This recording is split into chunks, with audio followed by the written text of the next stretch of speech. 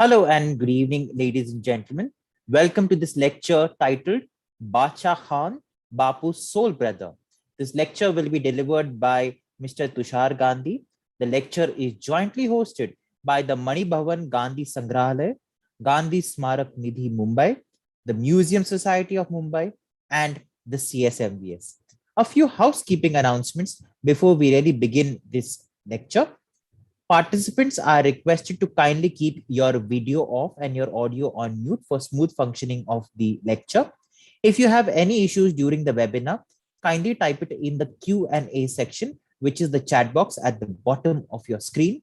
Participants can type their question to the speaker in the same Q&A section during the lecture. Your questions will be read out by the moderator to the speaker at the end of the talk. Kindly be respectful and sensitive to the speaker and the audience while typing or commenting questions or remarks. For best experience, kindly use a laptop or a PC with earphones and a good internet connection. Now, I hand you over to Dr. Firoza J. Godrej, the chairperson of the Museum Society of Mumbai, to introduce the speaker and the topic for the day. Dr. Firoza, the screen is all yours. Thank you so much, Jason. And may I add my own welcome to our distinguished speaker for this evening, Mr. Tushar Gandhi. I'm not in my normal place, as you must have noticed. I have really come to pay my own homage on this auspicious occasion to Mani Bhavan. So I'm speaking to you, and we are all at Mani Bhavan today on the eve of Gandhi Jayanti, which we will all remember and celebrate in our own way on Saturday. So on behalf of Mani Bhavan Gandhi Sangrahalaya and the President, Dr. Usha Thakur, Gandhi Smarak Nidhi Mumbai, and the Chairperson, Rakshaben Mehta, Mr. Yokesh Kamdar, Honorary Secretary of both organizations, Sandhya Mehta, social media coordinator, who's helping us this evening for this event. On behalf of the trustees and the chairperson of the CSMVS, Mr.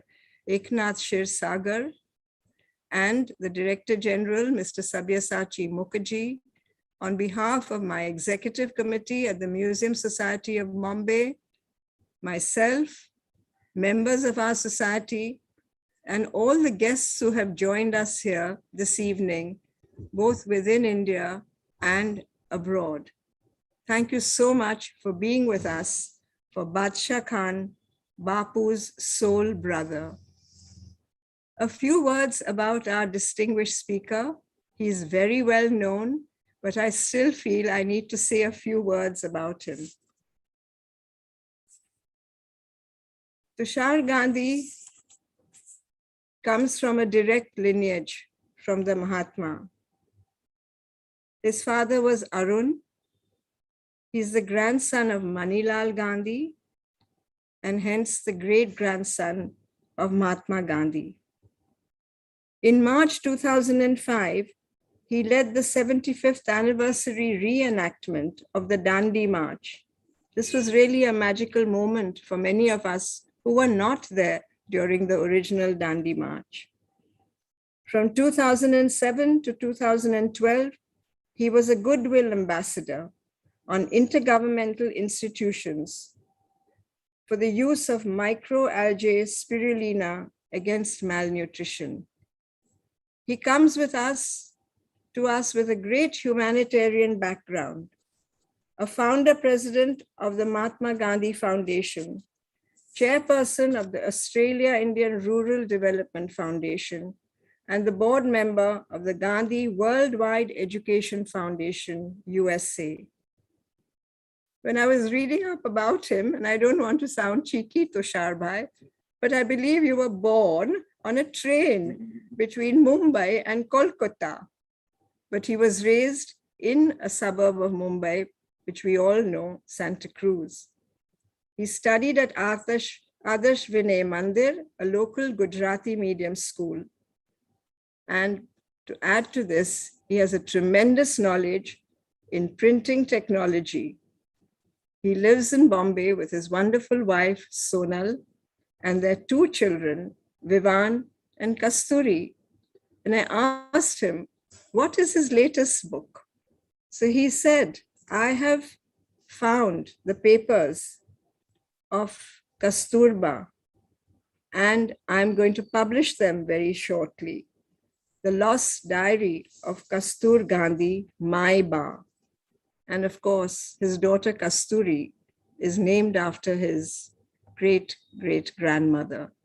So I welcome Mr. Tushar Gandhi in our midst today.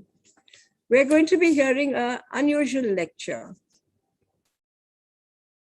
Abdul Ghaffar Khan, also known as Badshah Khan Baba or Badshah Khan, was a contemporary of the Mahatma and held similar views on non-violence, Hindu-Muslim unity, while participating in the independence struggle from his homeland in Afghanistan.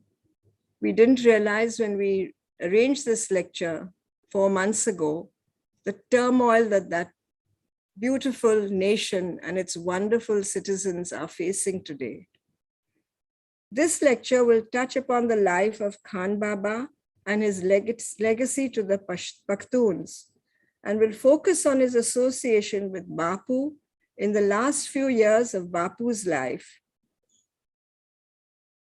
Mr. Gandhi is going to speak to us like a conversation. There are no slides today, but I assure you it will be a very, very riveting moment that we are attending today. I do not wish to stand between you and the speaker, but as usual, I would like to thank both technical teams this time because we're from all locations today. So I'd like to once more thank Sandhya ji, who's the social media coordinator, and her team of Rajesh, Patwardhan, and Samarth, and our own team from the Museum Society, so ably led every time by Jason John, Yashraj, Aishwarya, and Mrinalini. So I hand you over to the tech team. I will be slipping out of this chair and Mr. Gandhi will be taking this position, and we're looking forward to the talk. So thank you everyone from all over who have joined us here this evening. Thank you.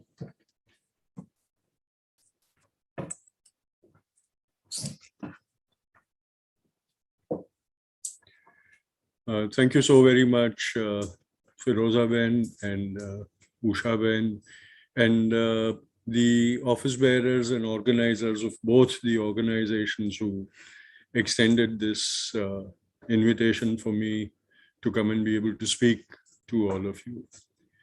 I was caught by surprise when actually this invitation was given to me and the request was made to me, because generally the notion about me is that I can only speak about my great-grandfather and nothing else. And so when somebody considers that I can speak about something other than my ancestors, it's a great privilege to me. And so I grasped at the invite. I said, I'm not even going to hesitate, otherwise they might think I don't know what to talk about. So thank you so very much for this invitation. To those who have come thinking that they will be listening to a very scholastic talk, I will apologize right in the beginning. You're going to listen to a very mediocre talk, because I cannot pretend to be a scholar when I'm not. But what I'd like to speak about is, while reading about Khan Baba's life, what struck me was there were so many similarities between the lives of Mohandas and the lives of Khan Abdul Ghaffar Khan, right from the very beginning when we see them emerging into the public life. The dissimilarities were also there because Khan Baba was born into a privileged family in a feudal society. His father was the tribal chief of his area, and that means he was nothing short of a king in his area. So Khan Baba was born into that privileged society. Of course, not like our privileged princes and kings that we are accustomed to, because the uh, geography and culture of that area was so stark that the royalty over there couldn't be different, much different than the common people. But other than that, Khan Baba was born into a very privileged family of Khans, the chiefs, the tribal chiefs of their area, and would inherit the title of the chief. Of course, he was not the heir, but finally he became the heir of it, while as Mohandas was born into a privileged family, but with no feudal titles or background. And so that those were the only dissimilar chords. But from there on, while I was reading Khan Baba's life, I was struck by the similar incidents that, push both the men towards taking up public leadership and taking up causes of their people and giving up their cherished ideals and objectives and goals in life and doing something very different from that. And if we consider that, Mohandas ended on the platform of Petermaritzburg station and the Mahatma was born on that platform. If we consider that to be the catharsis in the life of Mohandas Karamchand Gandhi, there is a very strikingly similar incident in Khan Abdul Ghaffar Khan's early life. As a grown-up youth, when he was supposed to select a career, his elder brother went to England to study. Khan Abdul Ghaffar Khan chose to stay back and study in India, resisting his father's efforts to send him out. He was going to go to England because his family wanted him to become a qualified engineer with a British engineering degree, and everything was finalized. But for some reason, he decided that he was required back home, and so he refused to go there. So the next best thing that was considered at that time was him joining the Frontier Scouts, the British army unit that was in control of the frontier provinces. And his father, being a feudal lord, was very happy that his son was going to be an Angrez Afsar. And there were celebrations and things. And Khan Baba got selected. He got selected for the scouts, and he came to join the scouts.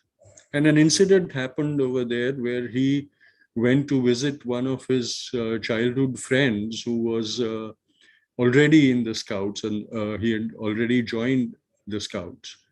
And he just went to meet him to find out how life was going to be and things before taking his charge in the scouts. When an incident happened that he witnessed the very unkind and insulting manner in which a British officer treated his friend. And when he saw this, his Afghan pride got hurt. He said, am I getting into a situation where I'll have to listen into these kind of insults being meted out to me? How can I tolerate that? Because for a Pathan, for a Pakhtun, an insult was as bad as a blow or even a murder. And blood feuds started from mere verbal insults or something that was considered to be insulting. And for that, a person steeped in that kind of culture, having to live with that, because his friend told him, he said, can't get used to this. This is the way the Greys treats us. We have to work with them. We have no choice. The old ways are gone.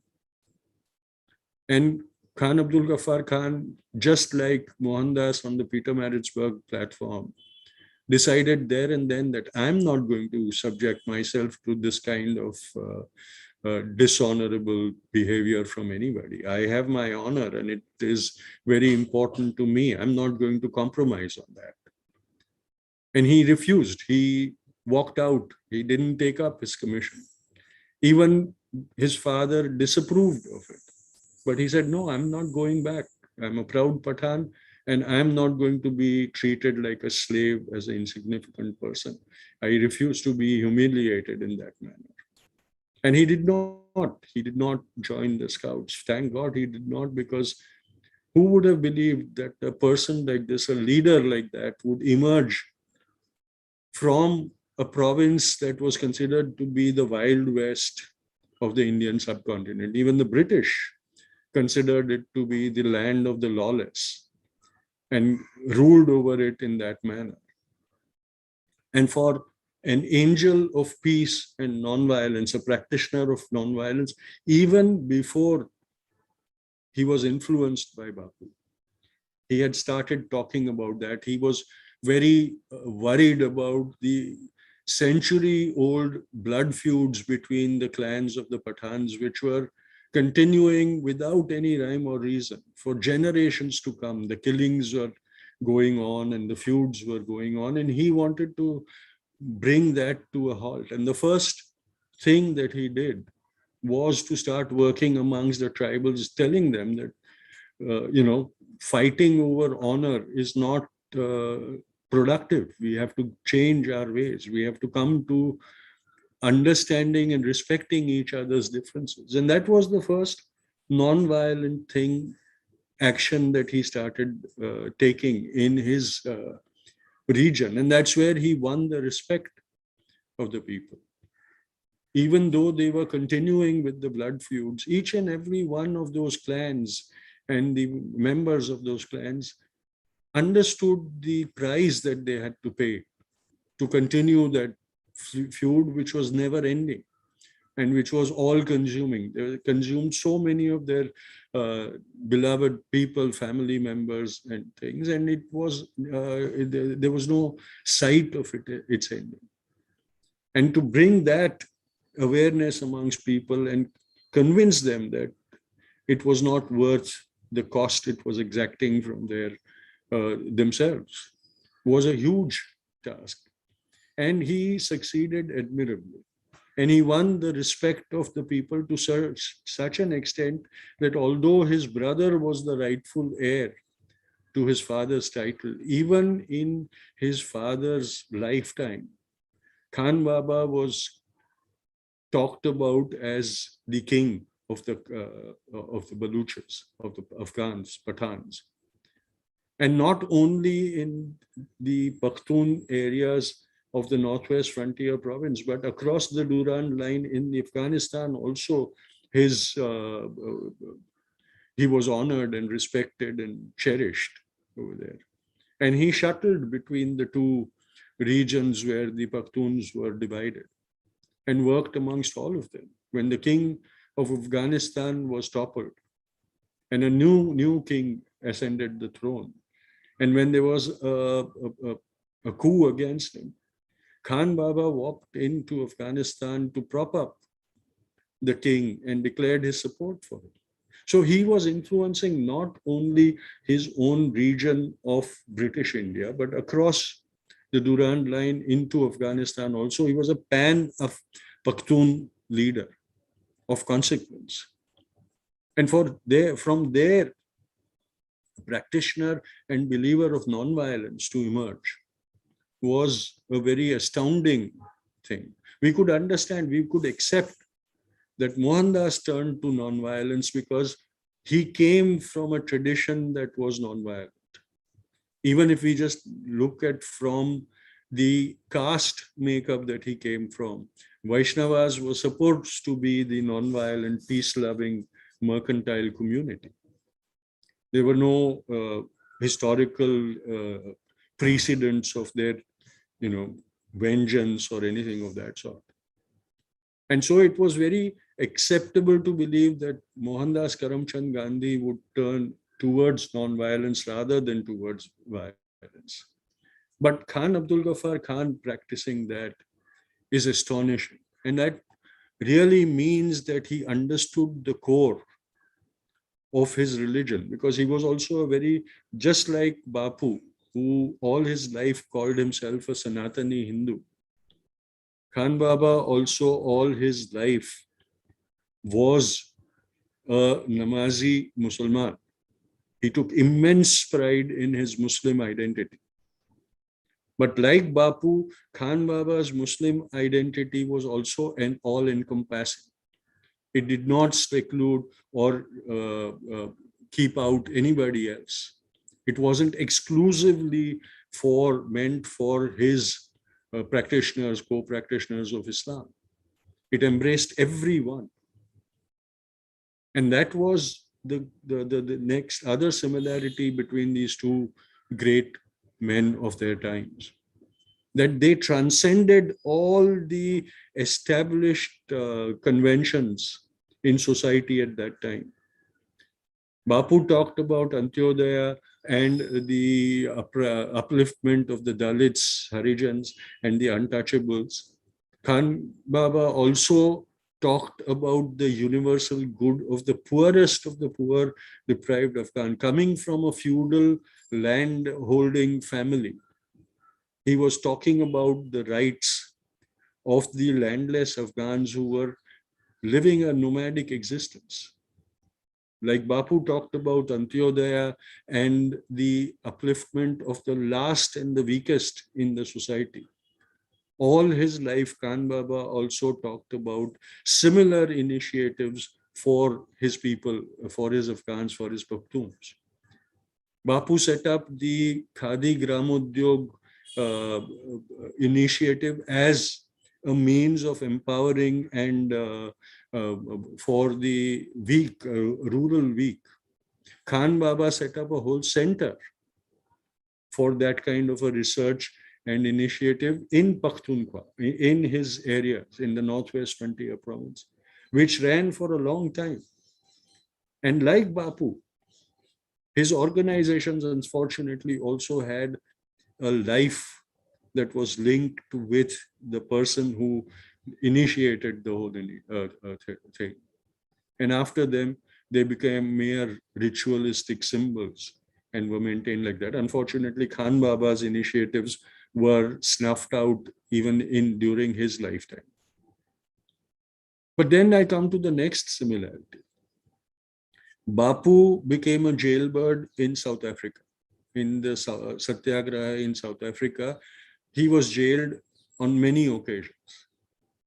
And Khan Abdul Ghaffar Khan had the misfortune of being imprisoned by the British throughout their time as the colonial lords. On several occasions, he was imprisoned. He was also imprisoned after Pakistan came into being, he was imprisoned by the Pakistani authorities on several occasions. Finally, he had to go into exile, live in Afghanistan to survive and live a free life towards the end of his life. Fortunately, and I thank Nathuram Godse that he finished Bapu off within 6 months of India becoming independent. Otherwise, I'm sure within a few years of independent India, the government of India would have found an excuse to put him behind bars also. So that was one good deed or boon that his murderer did to Bapu also. Khan Abdul Ghaffar Khan was not that fortunate. He spent overall 23 years of his life in prisons. And out of that, many years of his life imprisoned by his own free countrymen. That is his tragedy that transcends Bapu's tragedy. But I was talking about how imprisonment shaped their future. Khan Abdul Ghaffar Khan was subjected to solitary imprisonment always. Every time he was imprisoned, he was put in solitary confinement and completely isolated by the British, by the Pakistani authorities, and everybody else. Even in India during the British Raj, when he was imprisoned, he was always put in exclusive solitary imprisonment, and much of his ideology and philosophy evolved in that seclusion that he lived under. In South Africa, Bapu too was subjected to quite a lot of solitary imprisonment.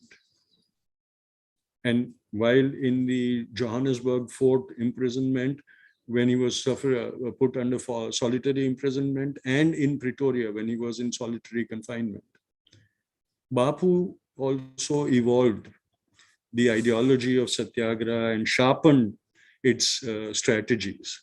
He used that time to do it. Khan Baba used that time to strengthen his own morality and the moral force that was within him.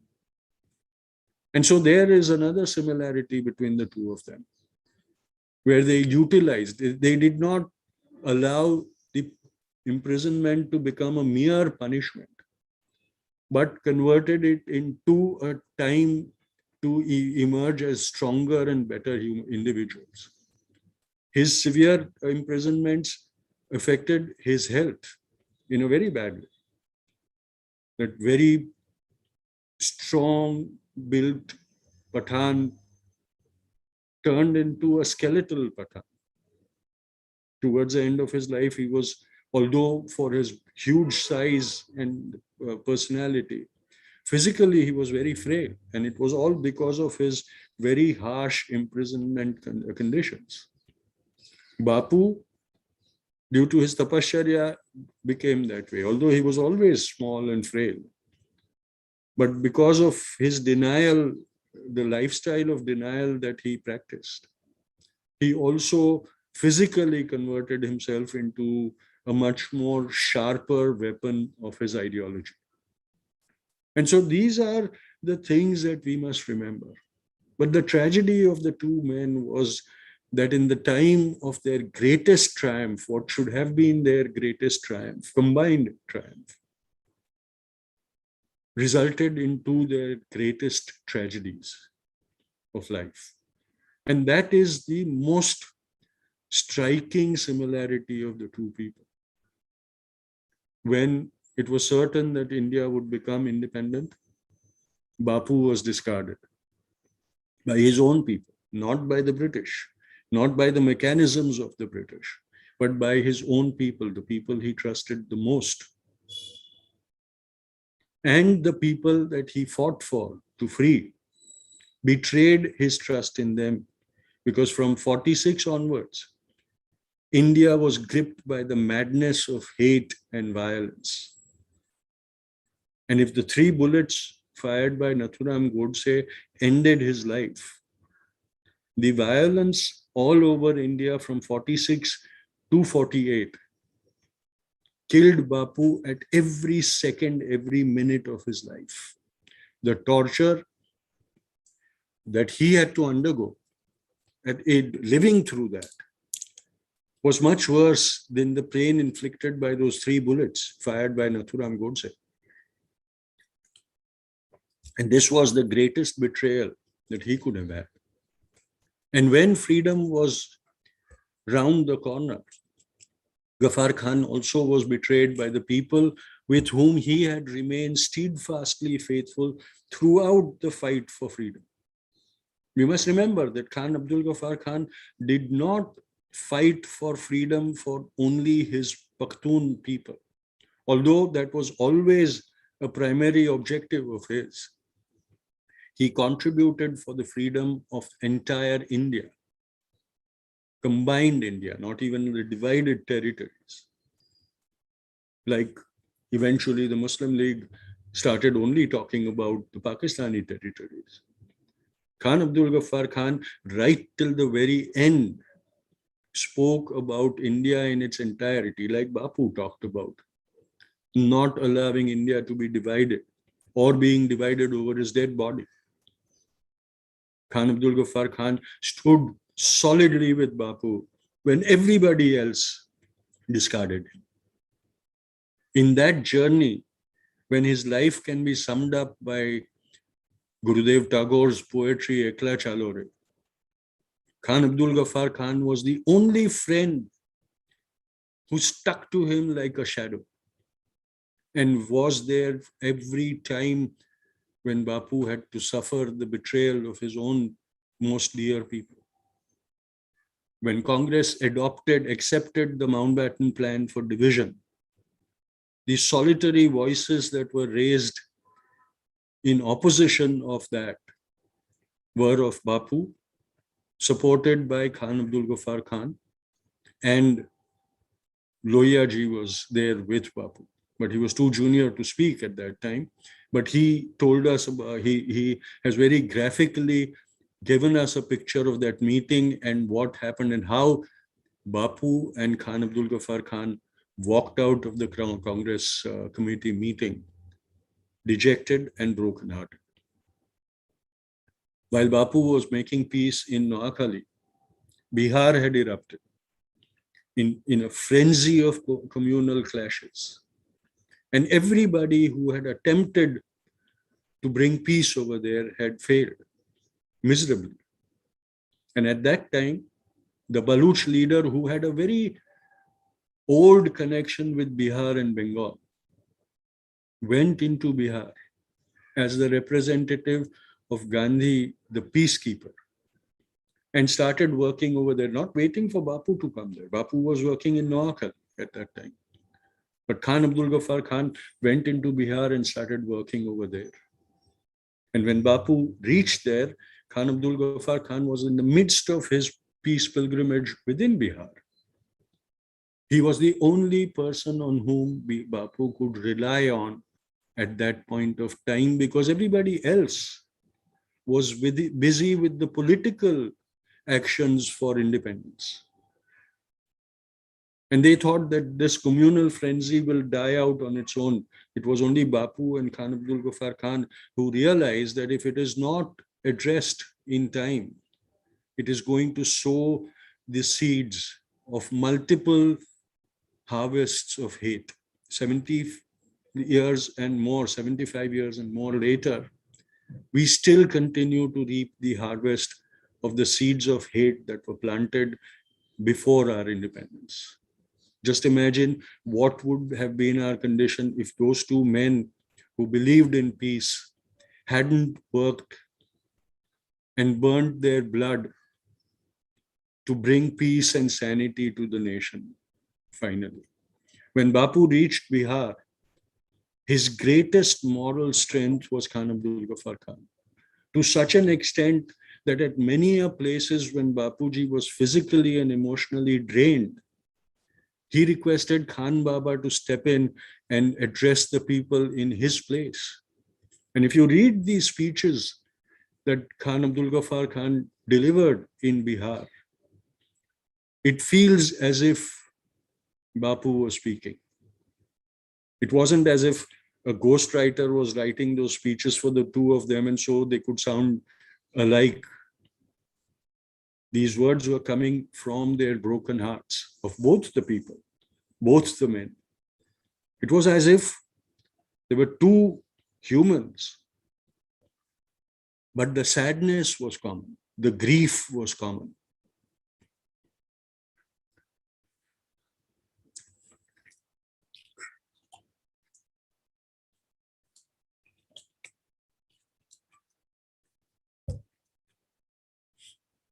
That can only happen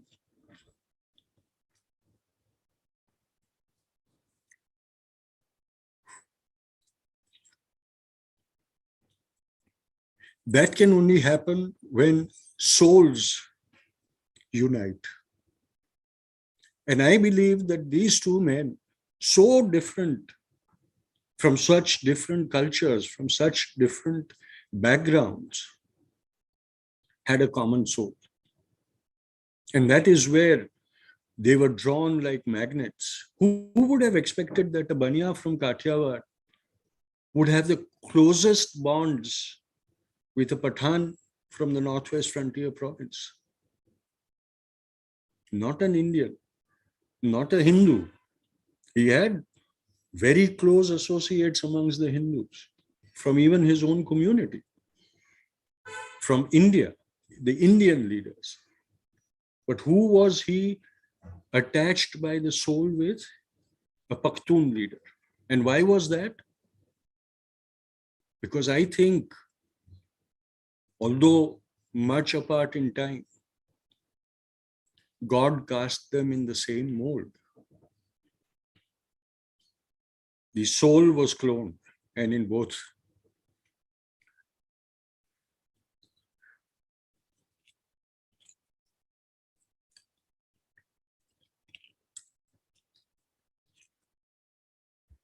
And so these are the things that are important for us today. Because today, I've been watching ad nauseum last 2 months. You talk about Afghanistan and we only hear about the Taliban, as if Afghanistan is nothing more than the Taliban.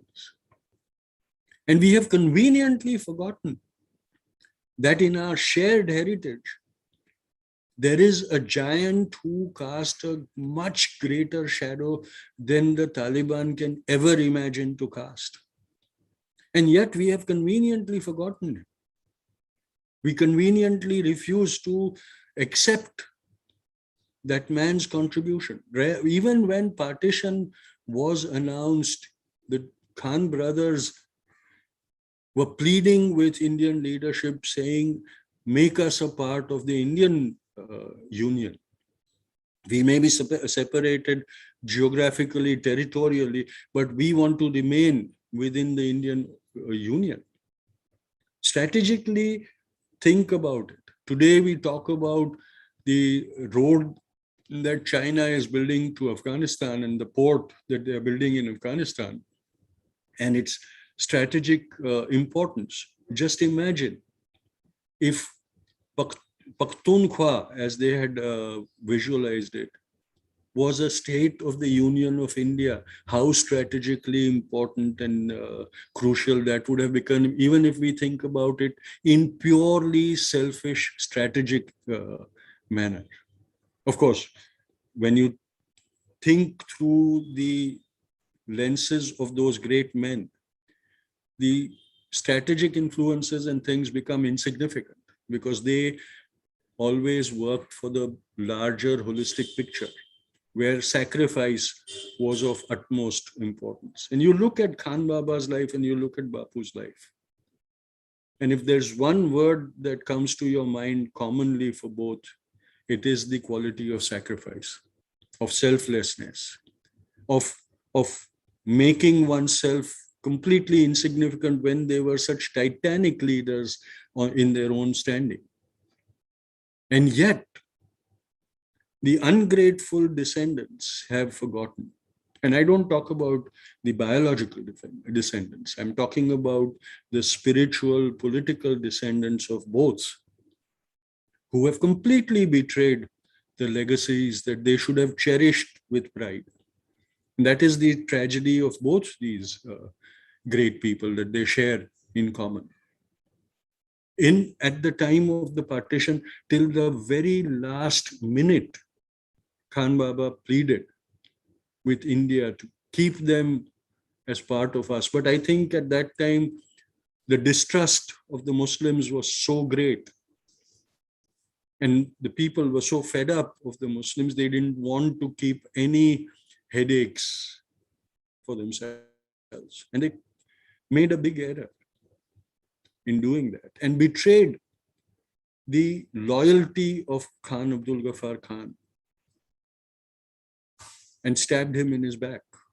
And Khan Baba could never ever forgive that. And yet he remained a friend of India throughout. Even when he was denied the possibility of coming to India, he remained a friend of India in Pakistan. Yes, he went to the Muslim League government and said, okay, now our fate is to join you. Give my territories autonomy. And I promise you that we will be autonomous in our region, but we will be a part of the Pakistani Union only when the Indian Union refused to accept their allegiance to us. Out of desperation, he went in and he said, okay, now we are part of a territory which has been recognized as a nation. We have no alternative but to join you. But I want my autonomy and independence too.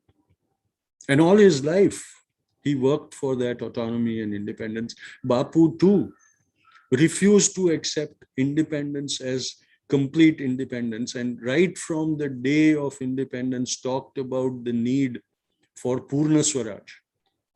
75 years later, today, we still don't have that Purna Swaraj of Bapu's dreams. And look at that. Not only slave India, but even free India has not made the dreams of these two people their own. And they're still unfulfilled. Today, India is the worst nightmare of Bapu, as Pakistan has turned of Khan Abdul Ghaffar Khan. I'll start sounding like a stuck record if I keep talking about the similarities of the two. But what we need to understand is that as a people of common heritage, how we have betrayed both these people in similar manner. It is shameful. It casts a question on our ideological genetics. Is there a genetical flaw in our people that our loyalties are doubtful, that we betray the people who gave their lives for our betterment so easily? When we remember these people, I think these are the qualities that we should be thinking of the most. Initially, when I was invited to talk about this, I thought I would talk about Khan Baba's life. And I was trying to find interesting stories about Khan Baba's life so that I could make it a biographical narrative. And while I was reading about this, the first thought that struck me was, am I reading Khan Baba's biography or am I reading Mohandas Karamchand Gandhi's biography? Because if you removed the names, the narrative was so similar. The tragedy was so similar. Their fate was so similar. One spent more lives in Pakistani prisons than the time that he spent in prison under the British. The other was murdered by an ungrateful nation, who, after allowing the murderer to murder the man, has sat back silently watching the murder of his ideology also by the ideology that murdered him. Our betrayal of Bapu is no less than the betrayal that Khan Baba had to suffer in his lifetime. These are the things that we must be reminded of, no matter how bitter I may sound today. But I remind people of this because, unfortunately, we have become a people who allow history to repeat itself, and not the good history to repeat itself, but the blunders of history to repeat themselves. And if we keep doing that, then at each repeated blunder, our very existence and our very future is put under threat. And that is why we must remember these incidents of history and take a lesson from that. And that is where, even though we betrayed them in their lifetimes, it is not yet too late to embrace their ideology and their memory and turn it into a strength for us. And that is where people like this must be, and how people like this must be remembered, not their statues. We don't need statues. We need the idea of Gandhi, the idea of Sarhad ke Gandhi, the idea that made that human larger than life. Unless we remember that, we are doomed to live as slaves. So that is the important aspect of reminding ourselves of these great people. Before I stop, before I end, I would like to talk about one quality that is a personal quality of the two of them, of giving up, living a minimalistic life. Bapu continuously made an effort to live a frugal existence. And right from South Africa, made renunciation a practice. One after the other, he renounced his things. If you read Khan Baba's life, you will not see a progression like that. But you will notice that naturally his requirements were turning so less that in the end, even as a state guest, when he came to India, the guest of the Indian government, he was carrying just one cloth parcel, a potli, as we call, was his luggage. Everything that he carried with him, everything he needed with him, was in that potli. And he refused to allow anybody else to even carry it for him. That was his life. The king, the Badshah of the Khans, was living out of a potli. And Bapu was also referred to as the Badshah of the poor of India. And amongst the poor, he was the poorest of the poor. Can we today, even as commoners, live such a frugal existence? We talk about leaving behind a smaller carbon footprint, but can we? Have we even begun to live that kind of a life? And here are two examples of life led fully with such minimalistic requirements, minimum needs, a self-contained life. Within that person themselves, nothing more than that. So thank you very much once again for giving me this opportunity to speak. It was a very emotional subject for me because one was my biological ancestor and the other is my ideological ancestor. Thank you.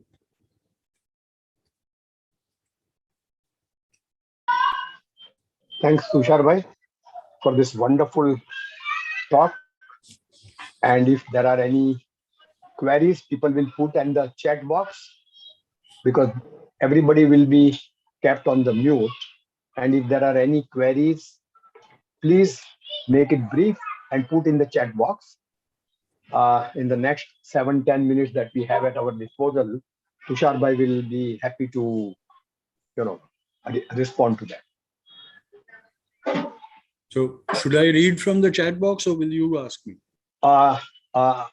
As you please, Tushar bhai, obviously. No, you go ahead. You ask me. Yeah, because so far there is none. Otherwise, I'll be distracted looking at the chat box all the Yeah, time. that's what. That's why, I'm just focusing on the chat box part.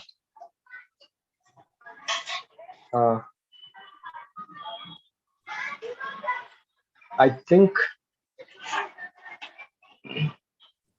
yeah. There are two very interesting queries. One is, what would we read to know more about Khan Abdul Ghaffar Khan? Kindly enlighten us with some books, literature. And there is one very interesting query. What is the story of how the road in Worli was named after Khan Abdul Ghaffar Khan? That's the Worli sea face is called Khan Abdul Ghaffar Khan Marg. So, Tushar bhai, over to you. Yes, regarding what to read about Khan Abdul Ghaffar Khan, there's just one a kind of autobiography that has been published, which is narrated by Khan Baba, written by somebody else, but narrated by Khan Baba. Unfortunately, when I tried to look for it, it was unavailable. But that is one book which is like a prime source for the biography of Khan Baba. The book that I found most enlightening was the one written by Raj Mohan Gandhi, Badshah Khan biography, the biography of Badshah Khan. For me, that was a very enlightening book because it not only tells one about the life of Badshah Khan, but also tells you about the traditions of the Pakhtuns and the history of the region and all that. And so it becomes a very interesting read to read from the point of view of how Afghanistan has suddenly become center stage for the world and helps one understand even the rise of the Taliban. So for me, the biography written by Raj Mohan Gandhi was very, very enlightening. You are muted, Okay. Tushar bhai, there is one more query, which says how the lives and ideals of both these great people can be applied in a relevant manner to today's lives of these countries, both these devastated countries. I'll also take the unanswered part of the why the road came to be named of Khan Abdul. Okay, yes, please, please. I don't know the exact necessity or doing it, but I believe that it was done at a similar time as when he came to the city and was honored by at the Congress anniversary that happened over here, and then subsequently he was awarded the Bharat Ratna also, and I believe that that must have been the reason why the road was named after him after such a long time. You know, why did that sudden realization occur that we have to honor that person? Must have been because of that, because for a long time while he was languishing in the prison in Pakistan, we had also stopped bothering about him. What I mean is not the governing people of India, because we continuously kept diplomatic awareness about Khan Baba, but the common people of India seem to have forgotten him very easily. So I think maybe that was the reason that finally we decided that we will do a token gesture and name a road after him. Won't walk his path, but name a road after him, just like Bapu. You know, we have roads named after Bapu, but we refuse to walk on his path. And similarly, we did the same thing for Khan Baba. And then to come to your next question, I think more than taking inspiration from incidents in their lives, I think we have to be inspired by their entire life. The story of their ideology of living was what is inspirational, and both is common. If we look at it from the non-political aspect, then, and we look at it from the big question mark on our existence of global warming and climate change, then their frugal existence gives us the greatest hope for a sustainable future. If we are only wanting to compartmentalize their lives and be inspired by a certain aspect of their life, then in today's times when our existence is being threatened because of our own consumption and the damage that it does to the environment, when we talk in fancy terms like lessening our carbon footprint and things like that, then the way those two men led their lives can be no greater inspiration can be than the way they led their lives. I think even if we were to only selfishly adopt them, I think today they become much more relevant than they were in their own lifetimes.